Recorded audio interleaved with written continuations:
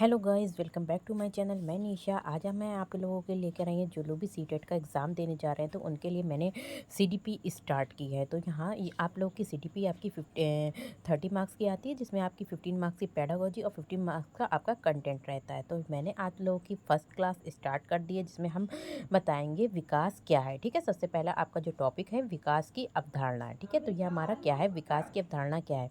देखिए, वृद्धि एवं विकास का अर्थ जो होता है, वृद्धि जिसे हम बोलते हैं ग्रोथ बोलते हैं। ठीक है, और यह हमारा क्या जो विकास होता है उसको बोलते हैं डेवलपमेंट बोलते हैं। ठीक है, तो यहाँ पे कह रहे हैं कि मानव विकास का अध्ययन मनोविज्ञान की जिस शाखा के अंतर्गत किया जाता है, जैसे कि मानव विकास यानी कि जो भी ह्यूमन डेवलपमेंट होता है, जैसे कि व्यक्ति का विकास होता है, तो उसके कह रहे हैं कि मानव विकास का अध्ययन हम क्या किसका पढ़ेंगे, मानव विकास यानी कि एक ह्यूमन डेवलपमेंट का अध्ययन करेंगे। तो यहाँ पे जिसके अंतर्गत अध्ययन करते हैं उसे हम क्या बोलते हैं, तो उसे हम बोलते हैं बाल मनोविज्ञान बोलते हैं, चाइल्ड डेवलपमेंट बोलते हैं, या फिर हम बाल विकास कहा जाता है।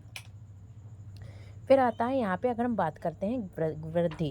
ठीक है, तो अभी हमने ग्रोथ बताया था क्या होती है। ठीक है, वृद्धि जिसे हम बोलते हैं इंग्लिश में ग्रोथ बोलते हैं और हिंदी में वृद्धि कहते हैं। तो ये जो होती है वो एक स्वाभाविक प्रक्रिया है। तो वृद्धि जो है वो हमारी क्या है, एक स्वाभाविक प्रक्रिया है जो सभी में होती है। ये गर्भावस्था से लेकर प्रौढ़ावस्था तक चलती है। जैसे कि मान लीजिए यहाँ पर बालक का जब से जन्म भी नहीं होता है, बालक माँ के गर्भ में होता है, तो उसमें गर्भावस्था से लेकर ये प्रौढ़ावस्था तक चलती रहती है।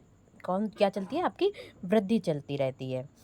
और नेक्स्ट आपका क्या है, वृद्धि। देखिए, वृद्धि जो होती है वो मात्रात्मक होती है। क्या होती है, आप इसको तौल भी सकते हैं। ठीक है, वृद्धि जो होती है मात्रात्मक होती है। जैसे कि मान लीजिए कि बालक का जब जो होता है गर्भावस्था। ठीक है, गर्भावस्था से भी एक पहले की अवस्था बोलते हैं, जिसे हम बोलते हैं गर्भावस्था।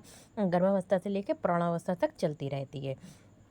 दूसरा हमारा होता है जैसे कि माँ के जब गर्भ में होता है बच्चा, तो वो अवस्था होती है। उसके बाद जो होती है, उसके बाद आती है गर्भावस्था के बाद जब बालक का जन्म होता है, तो उसके बाद आती है शैश अवस्था, बाल्य अवस्था, ठीक है, किशोर अवस्था, फिर लास्ट में आती है प्रौढ़ावस्था। तो ये गर्भावस्था से लेकर कब तक चलती है, जो वृद्धि होती है वो प्रौढ़ावस्था तक चलती रहती है।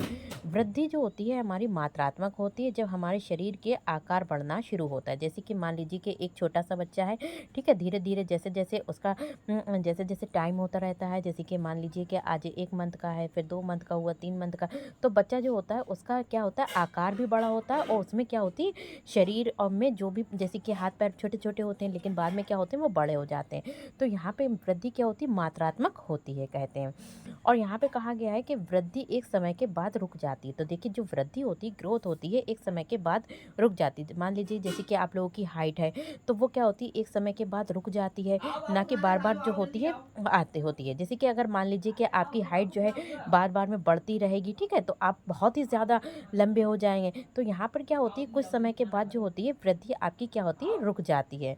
नेक्स्ट आपका कह रहे हैं कि वृद्धि क्रम के अनुसार नहीं चलती। ठीक है, वृद्धि जो होती है वो क्रम के अनुसार नहीं चलती है। जैसे कि यहाँ पे कह रहे हैं कि जैसे कि आप लोगों ने देखा है, मान लीजिए कि यहाँ पे 2 बच्चे हैं, ठीक है, ये भी 1 मंथ का बच्चा है और ये भी 1 मंथ का बच्चा है।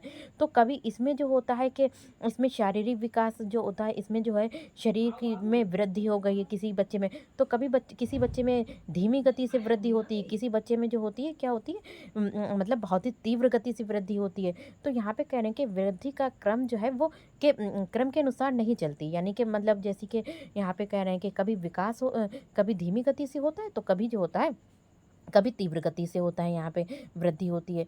नेक्स्ट है आपका क्वेश्चन, यहाँ पे है कह रहे हैं कि वृद्धि का मापन कर सकते हैं। देखिए, वृद्धि का मापन कर सकते हैं। मान लीजिए कि बच्चे का जन्म हुआ है, तो आप उसको उसका वेट कर सकते हैं, तो उसका वेट जो होता है बहुत ही कम होएगा। लेकिन उसके 1 से 2 मंथ के बाद जब आप वेट करेंगे तो उसका और ही ज़्यादा होगा। तो यहाँ पे वृद्धि का मापन कर सकते हैं, जैसे कि आप लोग बच्चे की लंबाई को, यहाँ पे बच्चे की लेंथ को माप सकते हैं। ठीक है, भार भार क्या उसका वेट है, उसकी चौड़ाई, ठीक है, यहाँ पे चौड़ाई को माप सकते हैं, उसके आकार को माप सकते हैं।